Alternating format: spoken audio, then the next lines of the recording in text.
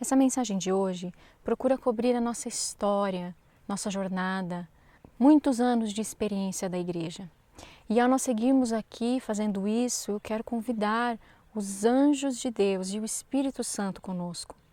Porque eu sei que algumas pessoas vão se sentir tentadas a usar essa mensagem de hoje como uma desculpa para se opor, tanto à mensagem como à mensageira ou os mensageiros, que na verdade são insignificantes. Outros ainda talvez queiram usar essa mensagem de hoje como uma arma contra a menina dos olhos de Deus, que é sua igreja. Por que relembrar nossa história? Por que lembrar, inclusive, dos erros que nós cometemos? Por que, inclusive, revelar os erros que nós cometemos no passado? É simples, porque você vai falhar no futuro se você não aprender com as lições do passado.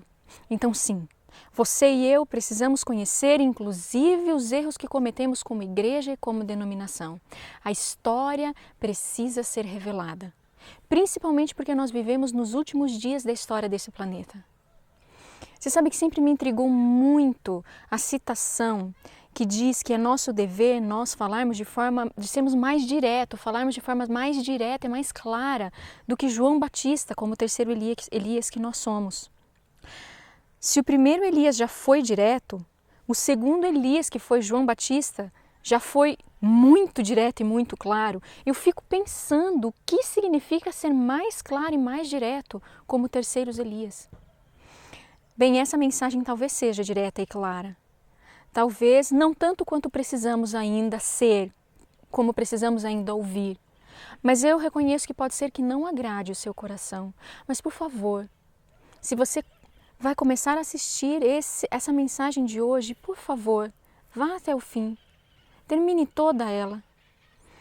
Uma outra coisa que eu peço também, por favor, mantenha em mente que nós vamos falar aqui de uma história sagrada, a história da igreja. E às vezes pode parecer uma história um tanto diabólica. Mas essa é a realidade também quando nós vamos estudar as histórias do Velho e do Novo Testamento, revelando os erros que cometeram.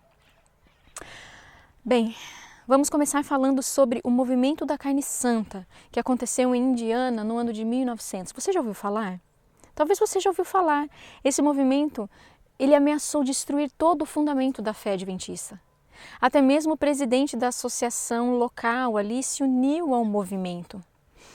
Nesse movimento teve todo tipo de demonstrações pentecostais. As pessoas caíam no chão, dizendo que naquele momento elas passaram por uma experiência e agora elas tinham recebido uma carne santa e por isso elas não podiam mais pecar. Só um parêntese. Carne santa não significa que você não pode pecar. Adão e Eva tinham que carne? Carne santa.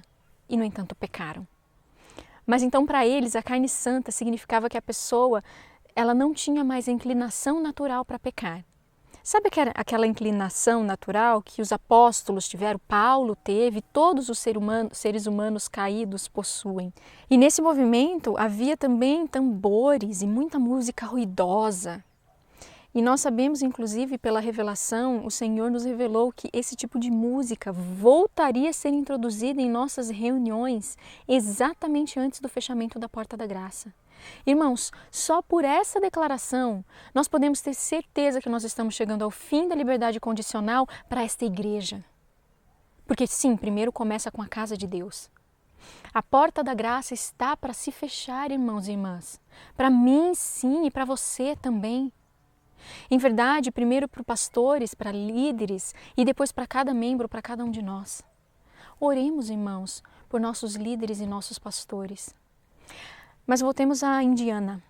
A situação ficou tão terrível que a Conferência Geral enviou 2 representantes para tentar fazer alguma coisa a esse respeito. Um dos homens enviados pela Conferência Geral foi o pastor Stephen Haskell. Eu não sei se você conhece algo sobre esse pastor ou o que você pensa sobre ele, mas ele era um dos nomes mais importantes da igreja na época.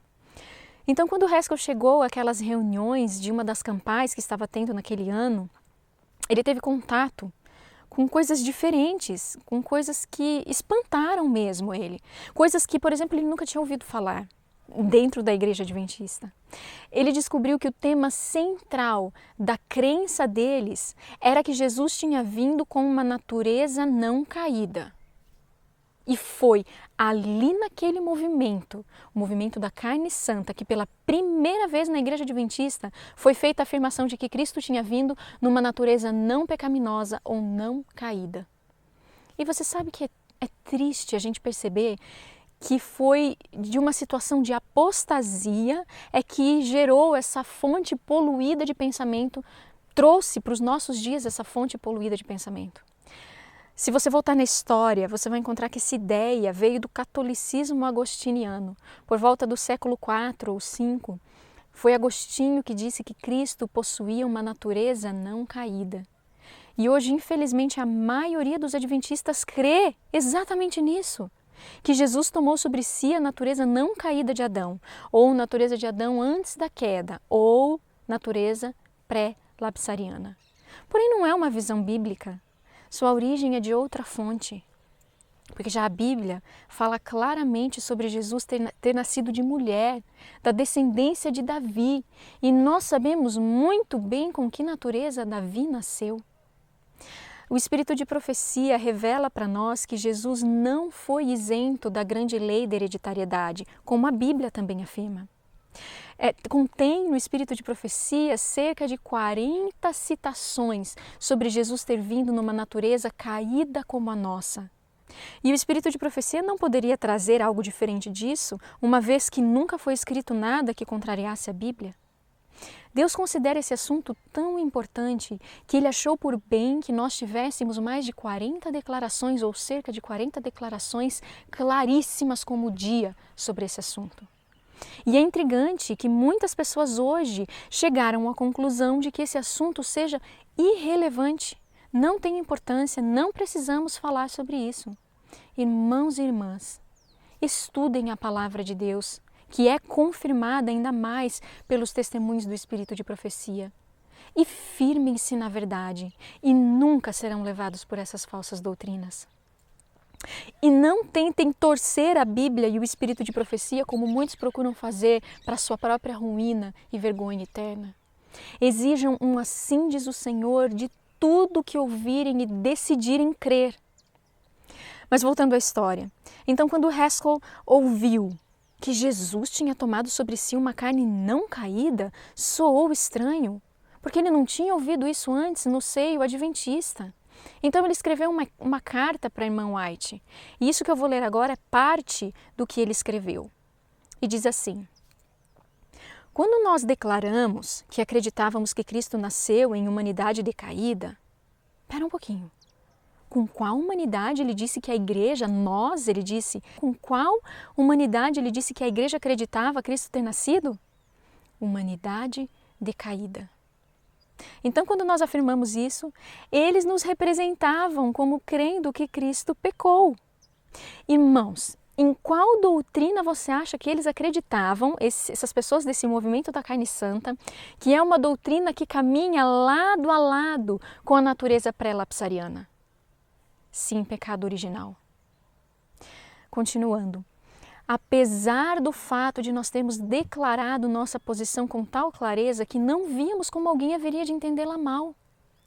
Irmãos, é diferente hoje. Quando você diz assim, Jesus tomou sobre si a natureza decaída de Adão, muitas pessoas olham para nós e dizem assim, você está fazendo de Jesus um pecador.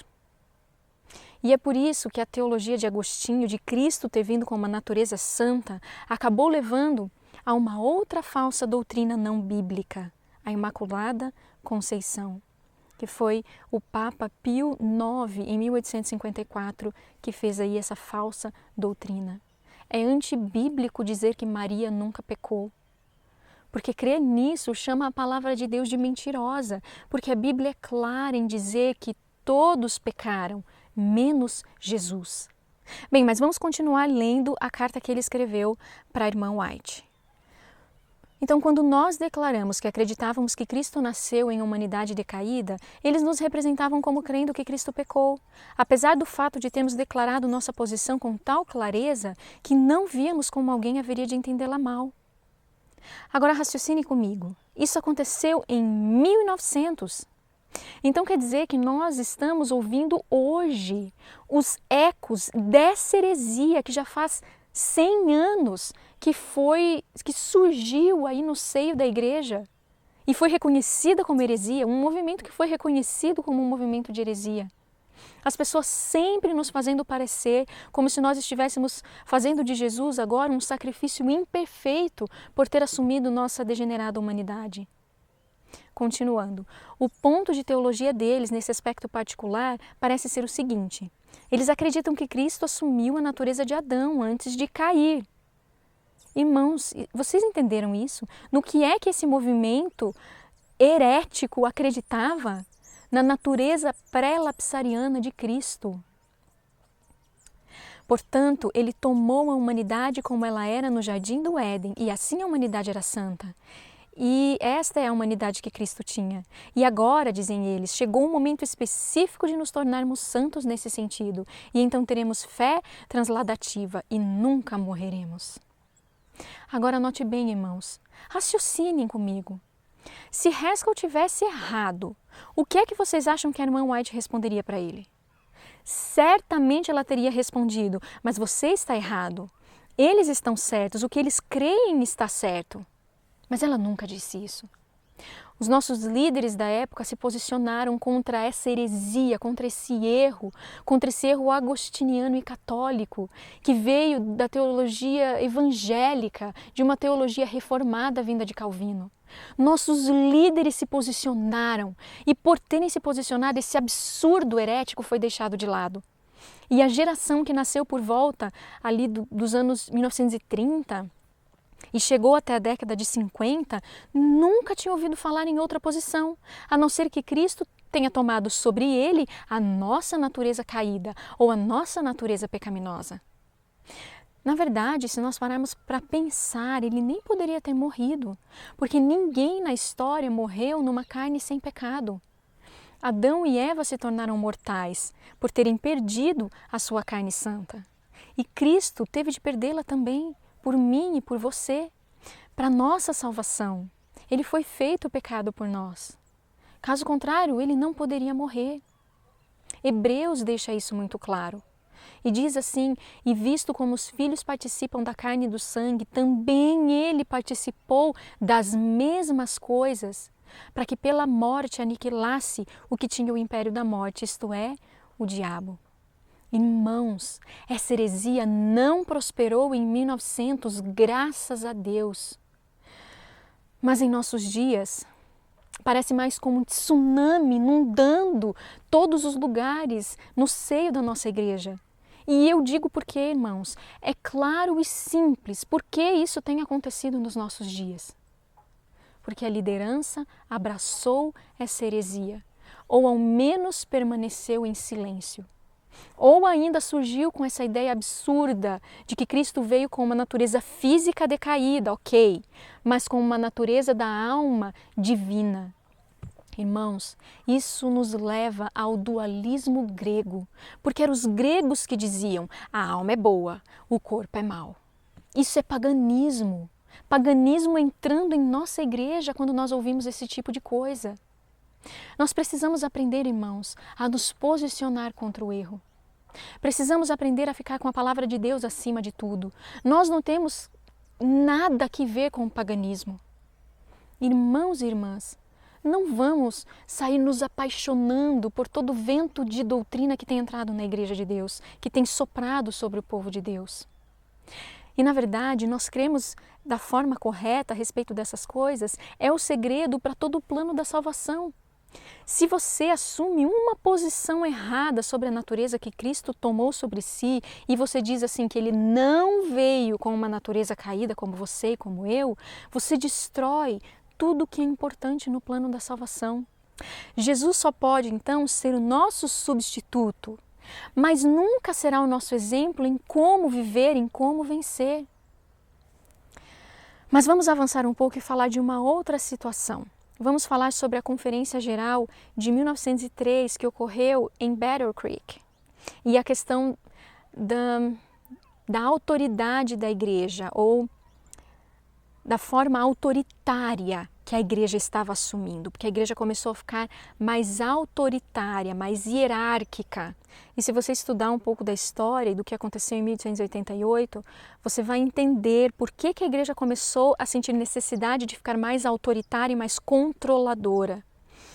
É pelo simples fato da liderança nunca ter aceitado, a liderança da época, e vem se perpetuando até os nossos dias, não ter entendido a mensagem da justificação pela fé e nem aceitado.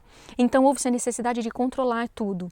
O que iam ensinar nas escolas? Vamos formar um comitê, tem que passar por essa mesa diretiva, tudo tem que passar pela associação, tudo tem que passar, os pastores têm que autorizar tudo, tudo tem que ser autorizado, por terem rejeitado a luz de 1888. E isso causou uma grande crise no ano de 1901, porque muitos começaram a se posicionar contra esse sistema controlador e hierárquico que começou a surgir. E chegaram até a dizer que não iam nomear mais um presidente para a Conferência Geral. Eles então iriam nomear somente 25 membros de um comitê executivo da Conferência Geral. E deixaria então que esse comitê escolhesse um líder para presidir as reuniões, simplesmente por questões de ordem. E em cada reunião que eles fizessem, esse comitê teria liberdade de votar e escolher outro presidente para presidir as reuniões. Porém, o primeiro presidente do comitê, o pastor A.G. Daniels, dentro de poucos meses e por sua própria iniciativa, começou a assinar as cartas que ele escrevia como presidente da Conferência Geral. E se você fizer uma busca nos nossos registros históricos, você vai encontrar ali que o pastor Daniels foi presidente da Associação Geral de 1901 a 1922. Na verdade, não, ele não foi. Ele era o presidente do comitê em 1901. A propósito, Jones e Kellogg estavam nesse comitê também. E houve uma tentativa de colocar Jones como presidente do comitê, mas foi derrotado pelos votos. Já era, irmãos, como dois exércitos ali, como cada um decidindo, duas frentes, cada um decidindo de que lado ou qual exército fariam parte. Uma verdadeira guerra entre o bem e o mal. E como resultado, o pastor Daniels, a partir de 1903, por usurpação de poder, tomou o posto de presidente da Conferência Geral. Quando a irmã White ouviu o que estava acontecendo, ela escreveu um pouco antes da Conferência Geral de 1903 que esse tinha sido ou estava sendo o maior desapontamento da vida dela até aquele momento. Quando eu li isso, irmãos, eu fiquei impressionada, porque eu li sobre o grande desapontamento, a terrível dor de alma que ela sentiu pela liderança da igreja ter rejeitado a mensagem de 1888. Então eu consigo imaginar quão desapontada ela estava pelo que estava acontecendo agora, esse movimento hierárquico que estava surgindo aí na igreja. Ela estava muito triste com esse sistema de controle. Por aproximadamente 8 votos, a mais ou menos uns 20 votos, ou seja, uma grande diferença de votos, a Conferência Geral desprezou o Conselho do Senhor e votou pela reeleição do pastor Daniels. Na verdade, o pastor Daniels foi eleito presidente da Conferência Geral somente em 1903, embora ele já viesse pensando ser o presidente desde 1901. Por quê que esse foi o maior desapontamento na vida da irmã White até aquele momento? Sabe por quê, irmãos? Porque ela estava olhando para nós hoje. Porque o maior erro que o povo de Deus está cometendo hoje é o mesmo erro que os judeus cometeram. Qual é esse erro? De colocar a sua fé num sinédrio, num sumo sacerdote, que na verdade, na época de Jesus, era um homem mau. E nós sabemos que não será encontrado no reino do céu. A confiança que eles depositaram num homem, em Caifás, era maior que a confiança que eles deveriam ter nas palavras de Jesus, o nosso Salvador. E isso também ocorreu no desenvolvimento do catolicismo, quando a fé foi colocada sobre um bispo de Roma. Então a irmã White viu o tamanho perigo do que estava acontecendo. Ela viu o terrível problema que estava se formando, que estava sendo trazido para dentro da igreja. E eu sei que muitos adventistas hoje, muito embora não admitam isso ou não tenham se dado conta ainda, mas acreditam que uma palavra da Conferência Geral vale mais do que 1000 palavras que vêm de Deus, ou seja, é a própria palavra de Deus. Quantas vezes nós somos confrontados e questionados em nossos dias hoje sobre é isso que a Conferência Geral pensa, essa é a posição oficial. Mas, meus queridos irmãos, o que é que Deus pensa? Onde está um claro assim diz o Senhor? Na verdade, se nós formos seguir esse mesmo padrão, esse mesmo princípio que aconteceu no primeiro século, que nós chamamos de era cristã, os tempos de Jesus, nós cairemos no mesmo engano, no mesmo erro, e nós correremos o risco de seguir um Sinédrio e de seguir um Caifás. Você sabe que um pastor uma vez contou que um colega dele, que também era pastor, era totalmente contrário ao ministério de sustento próprio.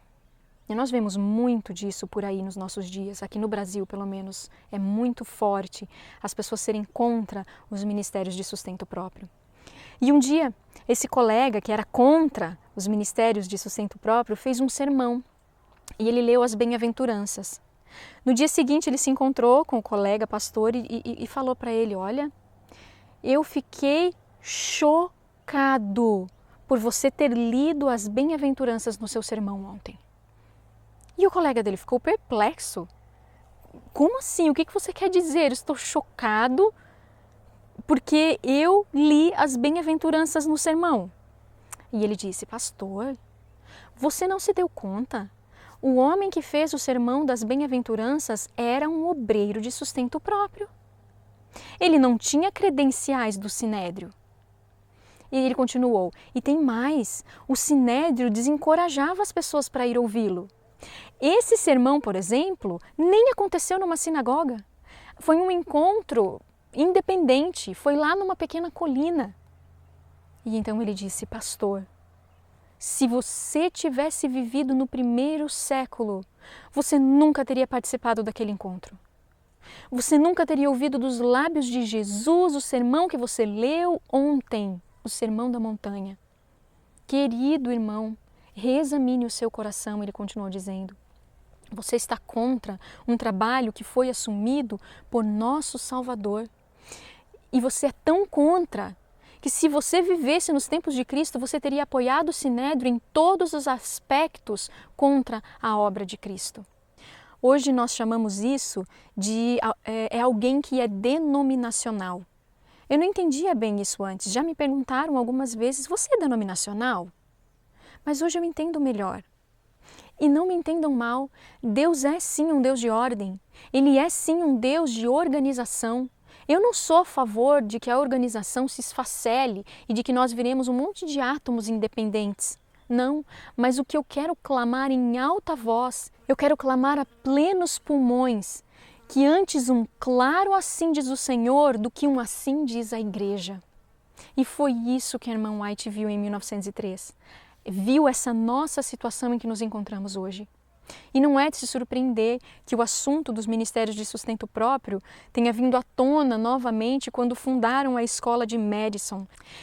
E se vocês fizerem uma pesquisa e lerem alguns livros, vocês vão ver a tremenda oposição da Conferência Geral daquela época contra a obra de sustento próprio. E vocês vão entender por quê.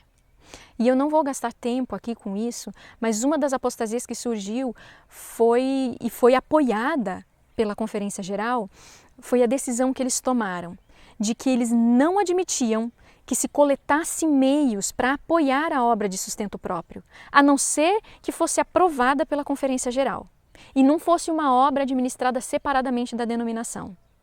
E nós precisamos entender essas coisas. Se você ainda não conhece o livro Dízimos e Ofertas, Libertando a Consciência, escrito pelos irmãos pastores, os irmãos Standish, por favor, leia. Então, quando a irmã White viu que eles estavam proibindo de coletar e-mails, ela escreveu com todas as letras, parem de proibir. Meus queridos irmãos e irmãs, isso é apostasia. E nós conseguimos ver, irmãos, através das histórias da Bíblia, através até da história da nossa igreja, que toda heresia, toda tolice que veio tentando se infiltrar na Igreja de Deus, mas que não foi apoiada pela liderança, acabou virando em nada. O movimento da carne santa, o pentecostalismo, virou em nada. Foi rejeitado em 2 ocasiões, em 1850 e em 1900. Mas eu lamento muito em perceber, em notar que a partir dos anos de 1980 foi aceito até os níveis mais altos. Músicas, emocionalismo e coisas assim. Irmãos e irmãs, agora nós vamos entrar num assunto muito sério. E quando eu li sobre isso, simplesmente dilacerou o meu coração. Saber o que aconteceu na Primeira Guerra Mundial na Europa. E à medida que nós fomos falando sobre essas coisas juntos, nós precisamos nos lembrar que é isso que vai acontecer quando a lei dominical se tornar universal. As nações que estavam apoiando a Áustria, a Alemanha, a Hungria, elas adotaram uma política de que todos deveriam obedecer ao governo durante os 7 dias da semana. E isso, para os adventistas, inclui a transgressão do sábado. E inclusive a transgressão do 6º mandamento, que é não matarás. E o que aconteceu? O que aconteceu e como nossos líderes lidaram com isso é uma grande lição para nós. Porque os nossos líderes se submeteram da cabeça aos pés, por assim dizer, porque foi desde a Conferência Geral até os membros leigos durante a Primeira Guerra Mundial. E isso é uma pequena amostra do que vai acontecer. E como a liderança tratou as pessoas que quiseram apegar-se à fé firmemente e permanecer firmes pela verdade, também é uma amostra de o que nós podemos esperar, como serão tratados os fiéis quando a lei dominical universal for obedecida em todo o mundo. Quando os eventos começaram a acontecer na Europa, nós precisamos lembrar que os Estados Unidos eles não estavam ainda na guerra. Então os americanos nem estavam se importando muito com esse assunto. E até então parecia muito óbvio toda a posição da Igreja Adventista do 7º dia sobre muitas coisas, até chegar a guerra. O que fazer sobre a guarda do sábado em período de guerra? E mais, o que fazer sobre a questão de não matarás? A questão de usar armas e possivelmente, em algum momento, ter que atirar e matar pessoas.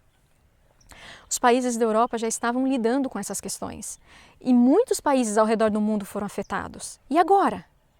Como os adventistas reagiriam a essas exigências e obrigatoriedades por parte dos governos? Um clássico exemplo foi um pastor na Alemanha. Num sábado, ele foi pregar sobre a questão da guerra. E ele falou claramente que o dever dos adventistas, do povo de Deus, era ficar fora do serviço militar. Não ir para a guerra. Que nós não podemos servir a Deus e aos comandantes militares ao mesmo tempo. E isso está nos Testemunhos para a Igreja, volume 1, página 361. E ele dizia, devemos ficar milhares de quilômetros longe do serviço militar. E em comparar esse conselho e pensar que nós temos, quem sabe, milhares de jovens adventistas servindo no exército, é muito triste. Mas nós fomos conduzidos a esse tipo de comportamento pelas decisões que tomamos no passado. Nós fomos ensinados, como se nós tivéssemos sido ensinados, que sob tais circunstâncias, em guerra, os princípios mudam. E então as pessoas que estavam assistindo ao sermão, elas diziam amém, amém. E elas saíram dizendo que sermão maravilhoso, era a palavra de Deus, ficaram encantadas e maravilhadas e reconheceram que era a vontade de Deus. Na semana seguinte, o mesmo pastor se levantou, tomou o púlpito e estava tentando agora convencer as pessoas de que elas deveriam ir para a guerra. O mesmo pastor. As pessoas mal podiam acreditar. Elas chegaram a pensar que o pastor delas tinha ficado louco, tinha perdido a consciência. Mas o que elas descobriram depois foi que ele tinha recebido ordens da União Europeia ou Divisão Europeia. E a ordem havia vindo do mais alto nível da liderança da igreja alemã. E a igreja, a liderança da igreja, tinha até escrito uma carta, um comunicado para o governo alemão, dizendo que a Igreja Adventista do Sétimo Dia ia servir nessa guerra como qualquer outro alemão, com lealdade, em nome da pátria amada, e que eles serviriam até mesmo aos sábados, se isso fosse necessário. Isso foi em 1914. E então o povo se dividiu. Alguns aceitaram, a grande maioria, e outros não. E os que não aceitaram, irmãos, muitos acabaram sendo presos. E muitos até perderam a vida. Mas por toda a Europa havia um pequeno grupo que se recusou a quebrar o quarto e o sexto mandamento. Um pequeno grupo de adventistas do sétimo dia. Pessoas fiéis, dedicadas. E os irmãos da divisão, num primeiro momento, disseram assim: bem, vocês têm o direito de escolher. Vocês têm a opção de decidir, mas esta é a posição oficial da igreja. E você sabe que eu sempre pensei que se você deixa as pessoas livres para elas tomarem a própria decisão, elas vão fazer uso dessa liberdade. E elas vão estudar, vão pesquisar e vão tomar as suas próprias decisões baseadas na própria consciência que elas tiveram nesse momento de busca e de estudo com Deus. Mas o que acontece é que elas acabam decidindo aquilo que os outros decidiram. Uma minoria acaba exercitando essa liberdade de escolha que Deus deu, porque a maioria das pessoas não pensam por si mesmas. Seguem cegamente tudo aquilo que os irmãos falam ser o certo. E como eu queria que o que os irmãos falam fosse sempre o correto, mas não é o caso. Devemos pesquisar por nós mesmos. Nós somos protestantes, lembra? Nós somos um sacerdócio de crentes, não somos? Nós acreditamos que a Bíblia é o único fundamento da nossa prática e fé. Sim, é verdade, nós temos o espírito de profecia, que nunca nega nada nem contradiz nada do que a palavra de Deus diz. E se isso é verdade, o que eu acredito e creio de todo o meu coração, consequentemente nós só podemos usar, para nós tomarmos decisões, irmãos, nós só podemos nos basear na inspiração. Você só pode se basear no que é inspirado para decidir. Não pode se basear no que homens disseram, no que homens levantam e eregem, não. E esse grupo então, voltando à história, esse grupo que permaneceu firme, logo descobriu também que na verdade eles não tinham liberdade para tomar sua própria escolha. Sabe por quê? Porque o governo veio para cima deles?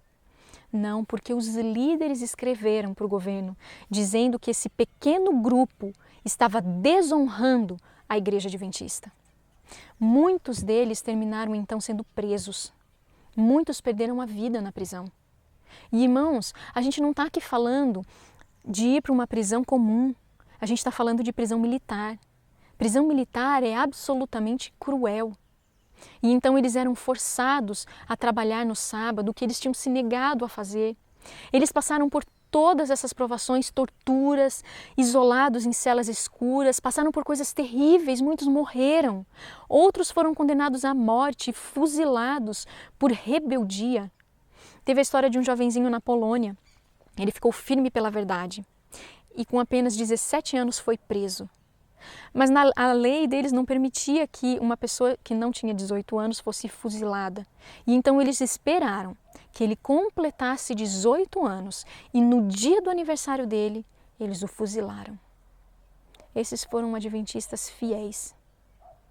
Um outro jovem, um jovem de 19 anos, ele foi preso por ter se recusado a ir para o exército. E ele contou que da igreja dele, 4 jovens permaneceram fiéis. E os 4 foram presos. E ele carrega marcas horríveis na coxa, na lateral do corpo. 3 desses jovens sobreviveram, mas um tragicamente não sobreviveu. Um pastor que morreu há pouco tempo viu as marcas no corpo desse rapaz, que já estava agora com 70 anos. E ele conta que não eram simples cicatrizes, irmãos. Eram as cicatrizes mais horrorosas que ele já tinha visto. Tudo por causa da fé que não ousaram negar. E ainda assim, irmãos, foram considerados fanáticos e desleais à igreja por sua liderança.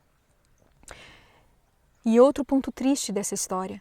Muitos, aproximadamente 2.000 pessoas, 2.000 membros foram excluídos da igreja em várias partes da Europa por causa disso.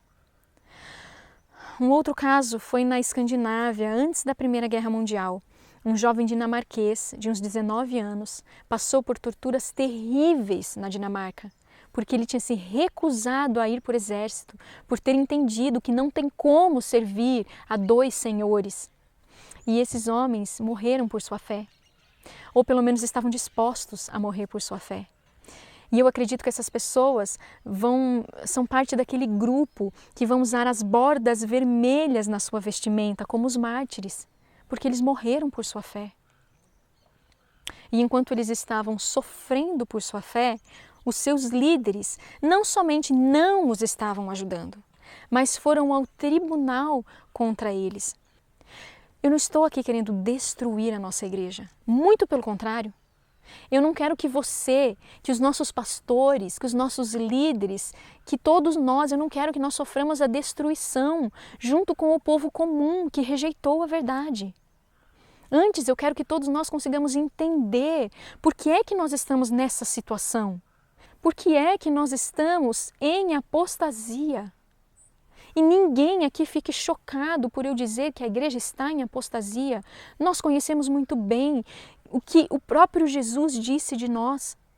Nós conhecemos muito bem o que a irmã White viu. Ela viu a apostasia ômega e ela tremeu. E tudo porque não compreendemos a mensagem da justificação pela fé. Porque quando nós estudamos a nossa história de 1888, não existe outra conclusão para a gente chegar. Senão que nós, até hoje, sim, até hoje, nós temos nos mantido bem resistentes à mensagem e mensageiros. E a rejeição de uma luz, irmãos, traz trevas. É por isso que nós estamos patinando espiritualmente. Porque a partir da rejeição da luz, sobre viver como Jesus viveu pela fé, ter Jesus habitando em nosso coração e viver não mais nós, mas Cristo vivendo em nós pela fé, por termos rejeitado essa mensagem e não entendido essa mensagem, então desenvolveu-se a partir daí a apostasia ômega.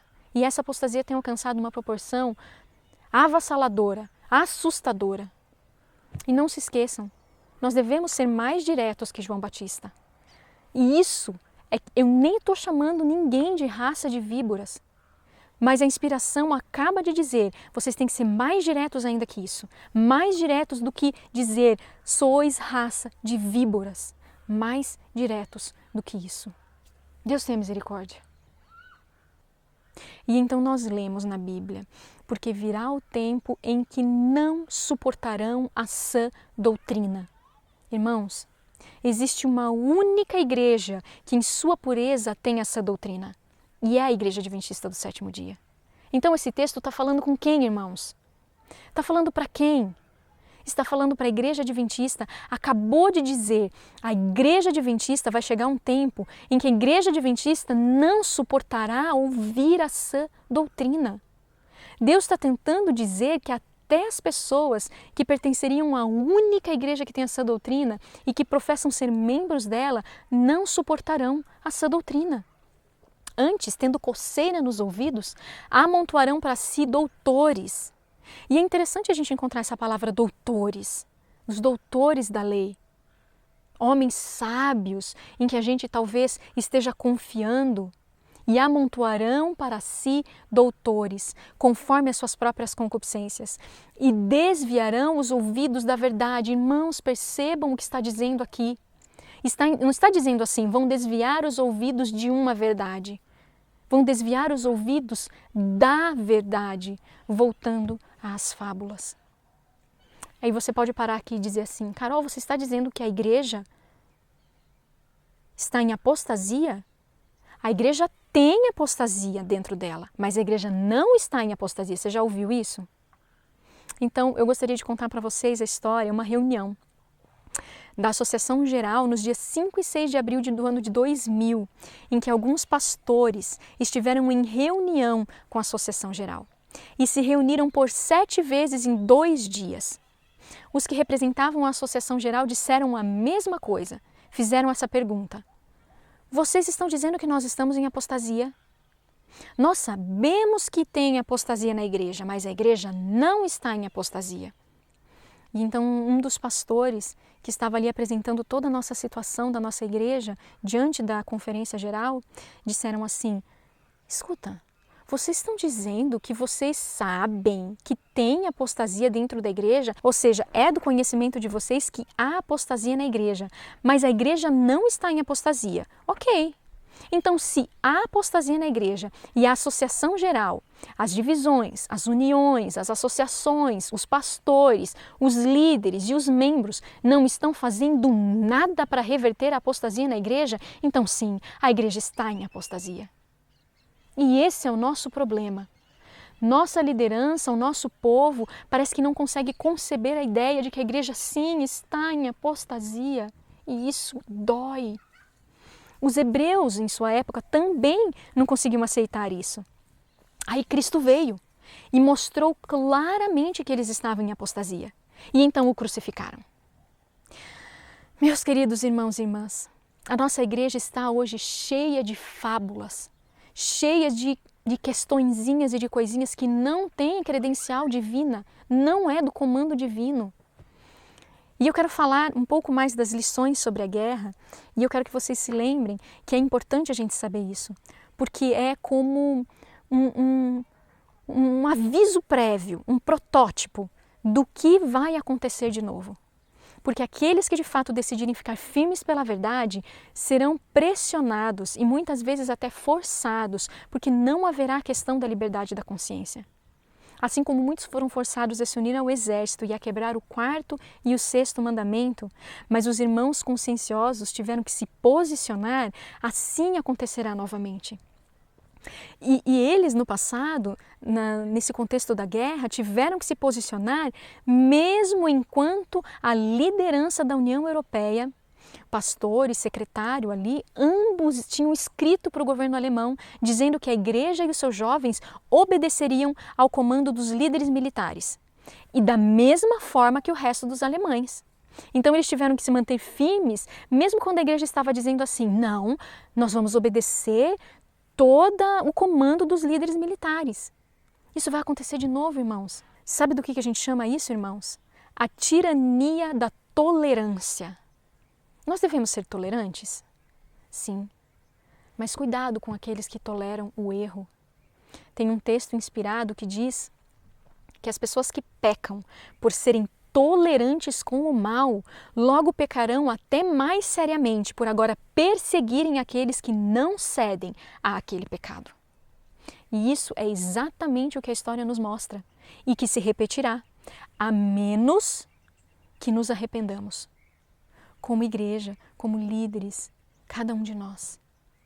Então, a Associação Geral, que era liderada pelo pastor Daniels, foi totalmente culpada nesse sentido, porque eles sabiam o que estava acontecendo na Alemanha, desde o começo, ou pelo menos logo após a liderança da divisão europeia ter escrito essa carta oficial e enviado para o governo alemão, mesmo às custas dos princípios, como o sábado e o 6º mandamento, que é não matarás.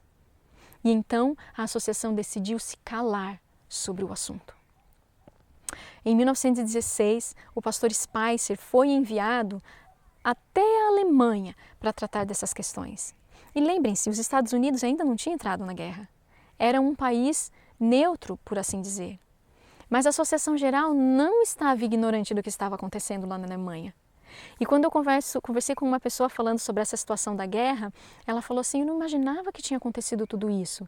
Eu fiquei sabendo, sim, disso que aconteceu, mas eu imaginei que fossem pontos isolados, não algo que a igreja estivesse sabendo. Sim, irmãos, a igreja sabia, a Associação Geral sabia o que a divisão europeia estava fazendo, comprometendo esses princípios inegociáveis. E mais, irmãos, em 1920, o presidente, o pastor Daniels, foi para a Alemanha. Porque naturalmente aqueles jovens que tinham sofrido tanto e tinham sido agora excluídos da igreja, eles pensavam assim, a Associação Geral vindo aqui vai desfazer a nossa exclusão. Vai desfazer o que a nossa divisão aqui tem feito conosco. Porque, afinal de contas, eles foram excluídos por não querer quebrar o 4º e o 6º mandamentos. E ao que tudo indicava, a liderança alemã parecia pensar que os 10 mandamentos se referiam somente aos tempos de paz e que não tinham nada a ver com tempos de guerra. Por isso, quando alguns decidiram se posicionar pela verdade, ficaram numa posição parecendo que estavam contra a Igreja de Deus. Irmãos, vocês pararam para pensar que loucura isso? E eu não posso deixar de notar as semelhanças que existem conosco hoje. E eu desejo que não mais estejamos na mesma situação, onde para obedecer a Deus nós tenhamos que descumprir comandos e orientações de nossos pastores e de nossos líderes. É a maior tristeza da minha alma que obedecer a Deus vá contra algo pré-estabelecido pela liderança da Igreja de Deus. E esses membros fiéis, irmãos, e tantos jovens, esperavam que a Associação Geral fosse cancelar as exclusões deles, que reconheceriam que, na verdade, eles só queriam obedecer a Deus, eles nunca quiseram desobedecer à Igreja. Eles amavam a Igreja e queriam voltar a fazer parte do rol de membros. Eles estavam devastados por terem sido excluídos, simplesmente por terem se recusado a quebrar o 4º e o 6º mandamento. E é claro, se você quebra um mandamento, você quebra todos. E, na verdade, irmãos, eles acreditavam que a Associação Geral vindo, ela ia exigir que os membros excluídos fossem reintegrados mais uma vez. E vocês sabem de uma coisa? Vocês sabem quantas pessoas permaneceram firmes ao lado da verdade? 2% dos membros. E a Associação Geral, quando percebeu que era 98% a 2%, qual você acha que foi a decisão tomada? Infelizmente, foi aquela decisão que é baseada em números, não em princípios. Tudo o que o pastor Daniels disse ali naquela sessão foi escrito, transcrito por estenógrafos da organização da Igreja Alemã. E ele chamou a esses 2% de irmãos fiéis, ele chamou de fanáticos, porque ele descobriu que não eram poucos deles, mas que a maioria deles eram vegetarianos, diferentemente dos demais adventistas europeus. E como o pastor Daniels era carnívoro, o fato dessa minoria ser vegetariana e ter se posicionado em algo que parecia contrário à igreja, isso foi demais para ele. Então o pastor Daniels até foi questionado sobre a reforma de saúde e ele divagou sobre o assunto. Ele nem deu uma resposta direta a uma pergunta direta. Afinal de contas, ele não seguia esse princípio. E ele disse com todas as letras que a Associação Geral sabia do que estava acontecendo, estava acompanhando as decisões e as medidas que haviam sido tomadas ali. E disse ainda que tinha sido uma virtude da Conferência Geral ter se decidido por ficar em silêncio a esse respeito. Irmãos, permanecer em silêncio, tanto nesse caso como na maioria das vezes, foi e é covardia.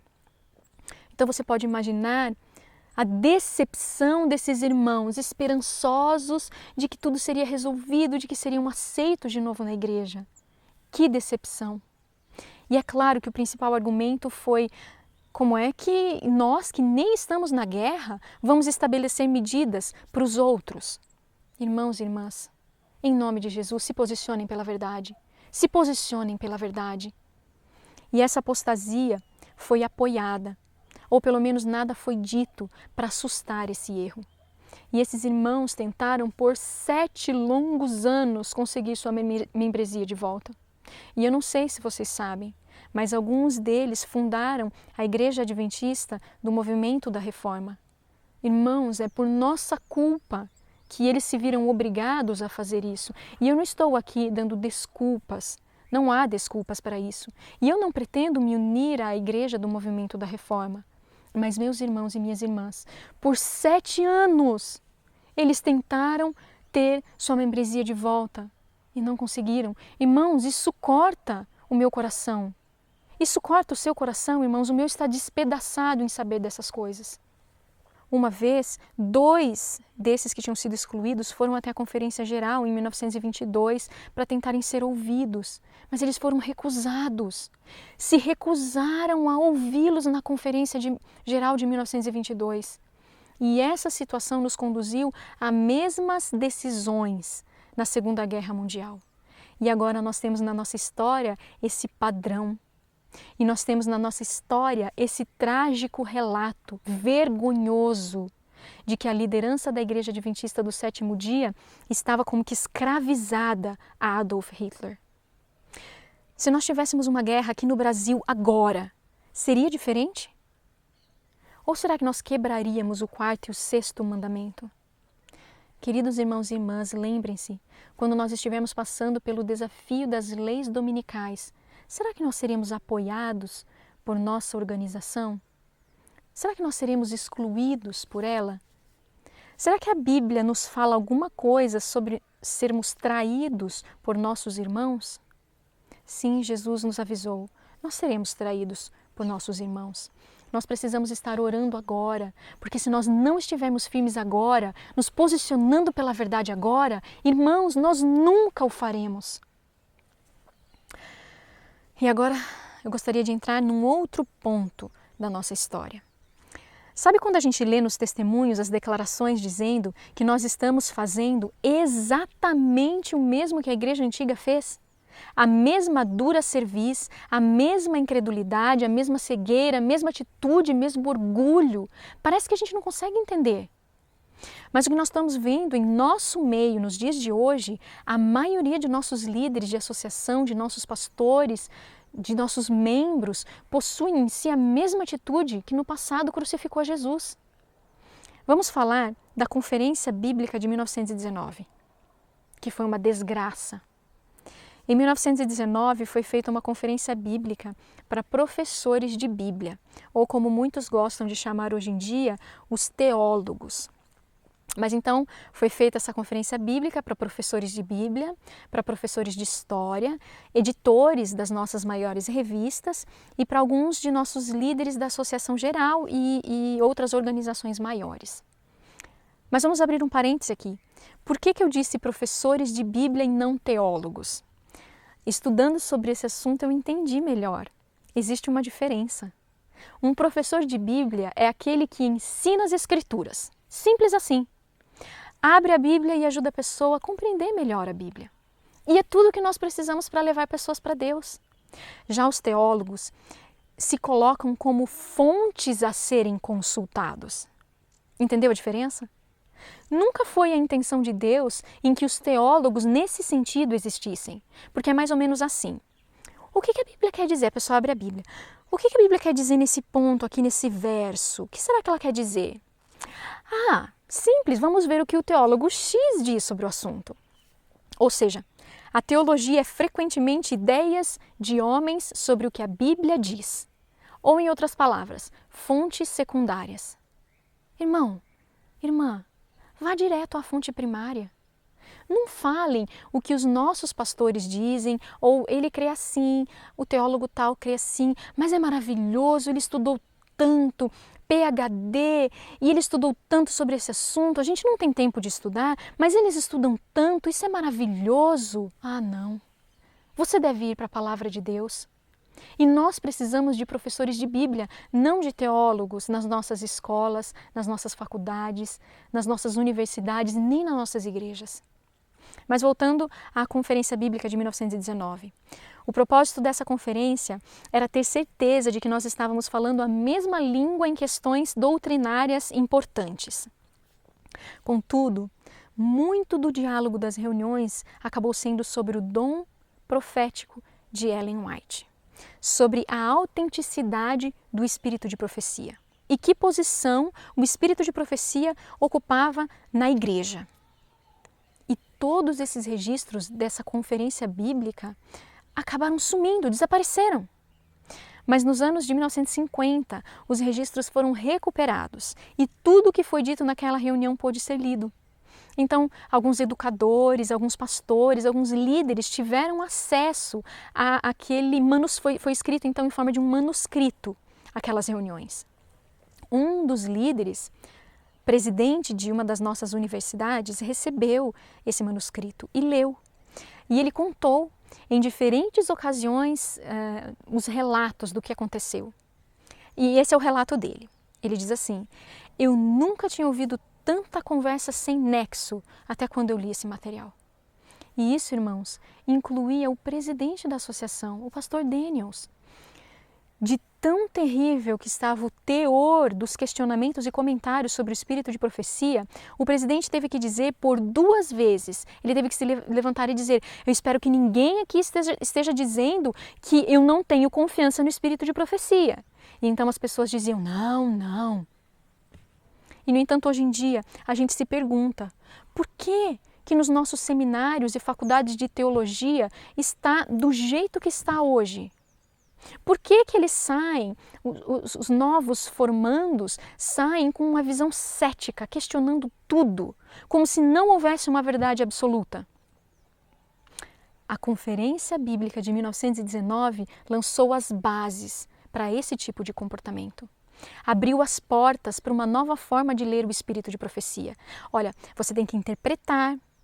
Se você lê assim, entenda-se assim. E eles foram fundo na incredulidade e ceticismo, lançando dúvidas sobre o espírito de profecia. E eles diziam assim: olha, isso aqui, a irmã White estava certa. Agora, isso aqui, ela já estava errada. Que tristeza. Em 1980, o pastor Pearson, que é um ex-presidente da associação, ficou sabendo do conteúdo da Conferência Bíblica de 1919. Ele não podia acreditar. Ele leu a transcrição toda e ele ficou chocado. Ele era um homem de Deus. Com uma fisionomia triste, disse ao colega que havia mostrado a transcrição: eu gostaria que muitas coisas ditas pelo irmão Daniels nunca tivessem sido ditas. E continuou dizendo: quando eu vejo líderes traindo nossa confiança, é mais do que posso suportar. É tão difícil. E a Conferência Bíblica de 1919 foi o início do que nós chamamos hoje de agnosticismo, que temos encontrado nas faculdades e universidades adventistas de hoje em dia. E nos colégios também, e às vezes até nas escolas fundamentais. Quando eles perceberam que os líderes não se posicionavam de maneira decidida, então se sentiram à vontade para ir até as nossas instituições e ensinar tudo que é coisa que era de Satanás e não de Deus. E isso é trágico. É trágico que nós tenhamos em nossa história páginas tão terríveis assim. E as pessoas costumam dizer: é errado falar. A obra é de Deus. Ele está no controle de tudo. Ele vai colocar cada coisa em seu lugar. Glórias a Deus, porque isso é verdade. Agora, meu irmão e minha irmã, o que é que você acha que Deus está tentando fazer quando Ele conta para nós a nossa história horrorosa de apostasia, heresia e incredulidade? O que é que você acha que Ele está tentando fazer? Ele está justamente apelando à nossa consciência, à nossa razão, numa tentativa desesperada de que mudemos de rumo agora mesmo. Você consegue perceber isso? E não fiquem bravos comigo. É melhor ouvir de mim e da minha boca do que da boca do próprio Deus, porque eu tenho certeza que seríamos consumidos. Porque quando Deus se levanta para fazer justiça, Ele vem dar a cada um segundo as suas obras, quer sejam boas, quer sejam más. Sim, o Senhor vai tomar as rédeas das mãos de muitos líderes. Por enquanto, Ele tem apelado à nossa consciência, à sua consciência líder, pastor, ancião, diretor. Ele está apelando à sua consciência, membro, à minha consciência, à consciência de cada um de nós. Mas vai chegar o dia em que ele será obrigado a arrancar das suas mãos o poder que muitos julgam ser seu por direito. Me parece que a maioria tende a esperar por esse dia. A escolha é realmente sua. Se você vai esperar por esse dia ou se você vai entregar esse poder nas mãos de Deus agora. Hoje é o dia de cada um de nós, de cada líder entregar a direção da obra nas mãos do dono da obra e fazer isso enquanto ainda há vontade própria. Mas vamos avançar. Você já ouviu falar de Barnhouse e Martin? Se você ainda não ouviu falar nesses nomes, você provavelmente ainda não conhece onde começou a apostasia ômega. Para aqueles que não conhecem, Barnhouse e Martin, eles eram evangélicos. Um era presbiteriano e o outro era batista. Martin estava terminando um livro sobre as principais seitas não cristãs, no qual ele colocava a Igreja Adventista como uma das 5 grandes ou 5 principais seitas.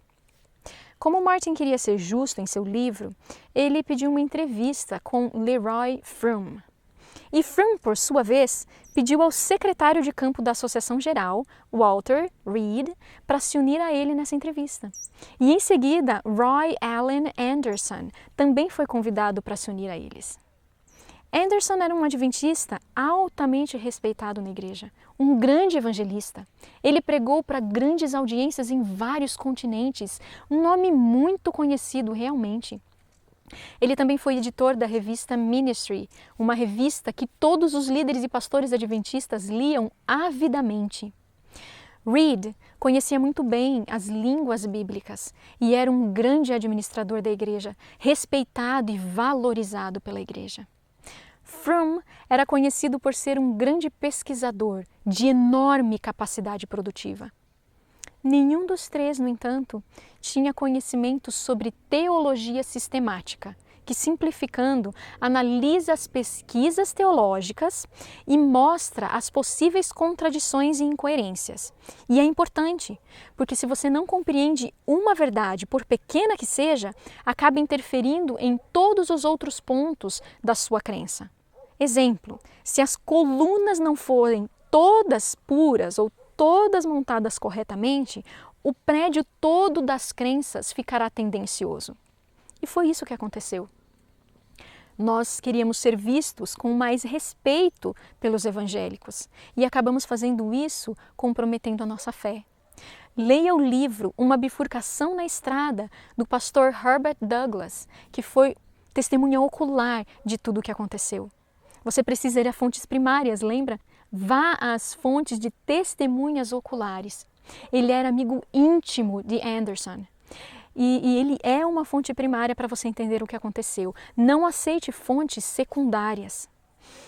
Então, a partir dessas conversas, dessas entrevistas, que nada mais eram tentativas de unir como que duas placas tectônicas que não se unem, houve-se a necessidade de publicar um livro que fizesse parecer aos evangélicos que, na verdade, nós não somos tão diferentes assim. A Igreja Adventista dos Evangélicos. Não, nós temos muito mais coisas em comum do que diferenças. E entrou em cena o livro Adventista, Questões sobre Doutrina. E esse livro se tornou um livro mais divisor do mundo adventista dos últimos 50 anos. Confusão denominacional tem sido o preço que nós estamos pagando, por causa desse terrível desvio teológico que esses homens tomaram. E os que não veem dessa forma, não conseguem entender dessa forma, é porque ainda estão em coma histórico-teológico. Aliás, Desmond Ford, que é um nome bem conhecido na nossa história, que trouxe a nova teologia para dentro da igreja, foi um produto desse desvio teológico que surgiu dessa tentativa de agradar os evangélicos. E ele, por ser um homem inteligente, consistente, coerente, fez uma análise sistemática, o que aqueles três líderes não conseguiram fazer. Ele chegou à conclusão: olha, se isso é assim mesmo, então não tem santuário celestial coisa nenhuma. Ao menos ele foi coerente. E vocês ficaram chocados com o que aconteceu na divisão do Pacífico Sul, quando o Dr. Desmond Ford foi levado aos Estados Unidos para ser professor de teologia na Pacific Union College. Ele impactou grandemente todo o país e os líderes adventistas. E até hoje, onde quer que você vá, você encontra a teologia de Ford. E os que tiveram discernimento e perceberam o perigo, procuraram reverter os enganos, procuraram se posicionar. E eu estou falando, irmãos, de pastores jubilados, ex-presidente de união, membros em geral que haviam mantido a fé e que queriam se levantar pela fé verdadeira e pura. E eu preciso dizer, irmãos, eles foram completamente rejeitados pela nova liderança. Foram banidos dos púlpitos. Os homens que tinham ajudado a construir a nossa igreja agora eram considerados como homens de nenhum valor. Coisa mais triste. E agora nós vamos entrar em um outro assunto. A questão do manual da igreja. Talvez você nem saiba, mas a igreja funcionou por décadas sem um manual. Tudo porque a liderança e o povo ouviam os conselhos diretamente do Senhor. A irmã White também dizia: a Bíblia e a Bíblia somente é a nossa regra de fé e prática. Sim, nós temos o espírito de profecia, mas toda a nossa crença está fundamentada na Bíblia. Por essa razão, os nossos líderes não formulavam credos, não montavam uma lista de crenças fundamentais, porque eles tinham a Bíblia toda como manual, como regra de fé e prática. Eles não precisavam de um resumo da palavra de Deus. Eles não precisavam de um código de autoria humana. Eles acreditavam que toda palavra que sai da boca de Deus é comida e bebida para o povo de Deus. Por isso, quando a nossa igreja foi organizada em denominação em 1863, jamais divisaram a necessidade de um manual. Mas dentro de 20 anos, Satanás começou a se mover em algumas mentes e começaram então a clamar: dê-nos um manual, as outras igrejas têm um manual. Parece com o clamor dos israelitas: dá-nos um rei, queremos um rei como as outras nações. Queremos um manual como as outras igrejas. Acontece que nós já tínhamos um manual, a infalível palavra de Deus. E esses clamores acabaram como que pressionando a Conferência Geral a considerar se nós deveríamos ou não desenvolver um manual da igreja. Em 1883 isso. E a resolução foi publicada na Revista Adventista de 20 de novembro de 1883. E eu vou ler para vocês, porque é impressionante. E diz assim: é de entendimento unânime do comitê que não seria aconselhável ter um manual de igreja. Nós consideramos desnecessário, pois já superamos as maiores dificuldades relacionadas à organização da igreja sem um manual. E perfeita harmonia existe entre nós neste aspecto. Para muitos, parece um passo em direção à formação de um credo ou disciplina, além da Bíblia. Algo ao que sempre temos sido contra como denominação. Se tivéssemos um manual, tememos que muitos, especialmente aqueles que estão começando a pregar, iriam estudá-lo para obter orientação em assuntos religiosos, ao invés de buscar na Bíblia e através da guia do Espírito de Deus. E isso tenderia a impedi-los na experiência religiosa genuína e no conhecimento da mente do Espírito. Foi em tomar similares passos que outros grupos de cristãos começaram a perder sua simplicidade e se tornaram formais e espiritualmente sem vida. Notem isso.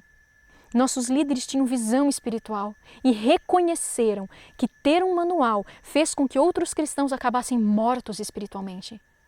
E eles continuaram: por que deveríamos imitá-los? O comitê sente, enfim, que nossa tendência deve ser na direção da simplicidade e estreita conformidade com a Bíblia, em vez de definir detalhadamente todos os pontos da administração e ordenanças da igreja. Uau! Era como se eles estivessem dizendo: vocês querem saber o que fazer nessa situação e naquela situação? Se voltem para a Bíblia, não para um documento feito por homens. Como eu gostaria que pudéssemos dizer que há perfeita harmonia entre nós sobre esse assunto hoje, unanimidade. Como eram sábios os nossos líderes. Nós temos um manual, infalível inclusive, a Bíblia.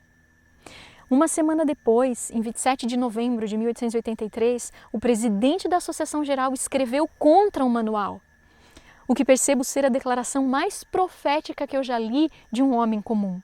Prestem atenção e digam se não está acontecendo tudo o que ele disse. E diz assim: quando irmãos que estavam a favor de um manual e chegaram até a argumentar que tal obra não seria nada como um credo ou uma disciplina, ou que não teria qualquer autoridade para resolver pontos de disputa, mas só seria considerado como um livro contendo dicas para auxiliar aqueles com pouca experiência, ainda assim, precisa ficar evidente que tal livro, emitido com as bênçãos da Conferência Geral, estaria imediatamente carregado de muito peso de autoridade e seria consultado pela maioria de nossos jovens ministros. Eu sei que é uma frase longa, é longa e poderosa. Ele está virtualmente dizendo: eu sei que muitos dizem, precisamos de um manual só para funcionar como uma dica, para nos apontar para um norte, mas na verdade, por ser impressa sob a direção da Conferência Geral, imediatamente ela vai ser vista como investida de autoridade. E ele continua dizendo: Isso iria gradualmente moldar e formatar todo o corpo. E aqueles que não seguissem o manual seriam considerados como fora de harmonia com os princípios estabelecidos da ordem da igreja. Será que é assim que está acontecendo hoje? E ele continua, e francamente, não é esse o objetivo de um manual? Que utilidade teria um se não conseguir tal resultado? Mas isso seria, em um todo, benefício? Nossos ministros se tornariam mais profundos, mais originais, mais autossuficientes? Eles se tornariam mais confiáveis em grandes emergências? Sua experiência espiritual provavelmente seria mais profunda? E seu julgamento seria mais confiável? Nós pensamos a tendência ser totalmente oposta. Temos mantido a simplicidade e prosperamos por assim fazer. É melhor que esse assunto fique esquecido.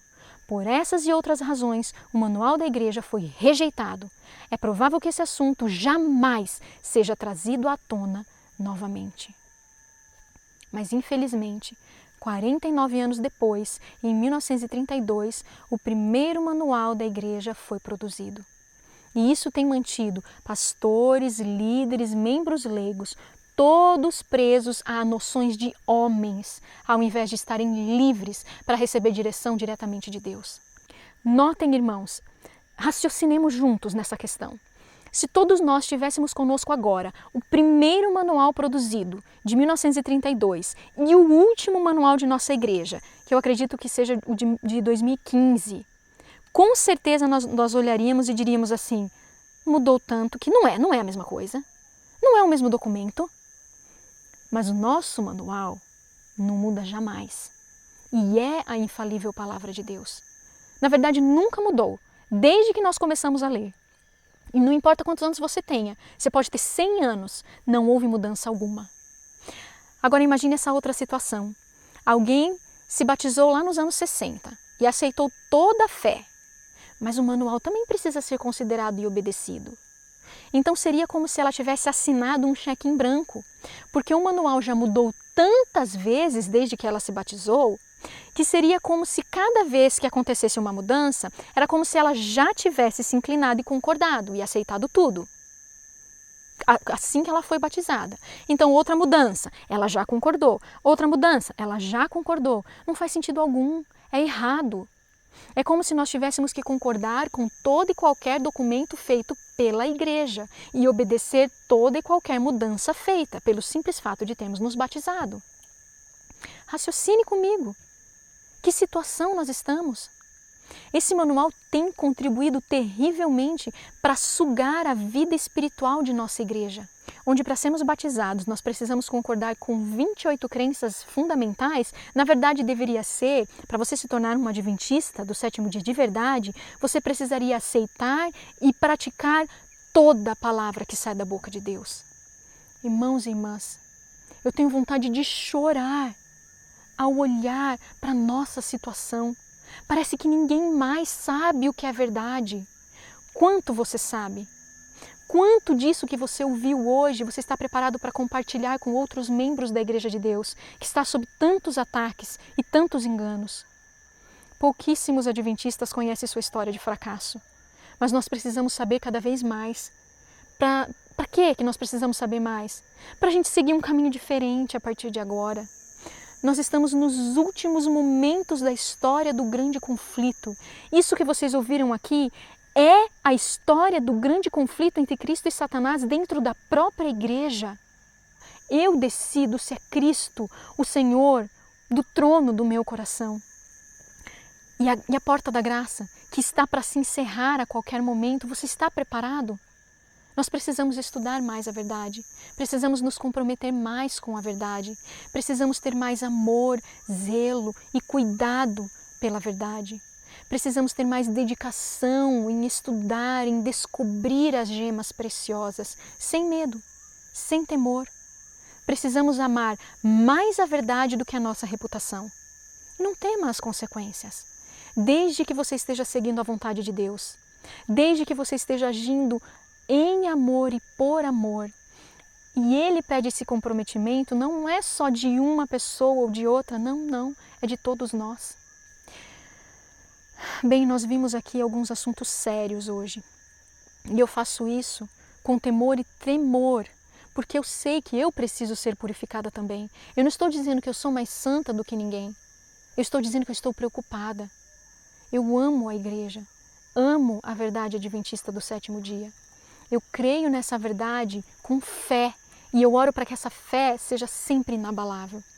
Mas eu oro também por nosso povo, para que um dia você também se levante, ombro a ombro comigo e tantos outros, e que percebam, que todos nós percebamos a pobreza da nossa situação.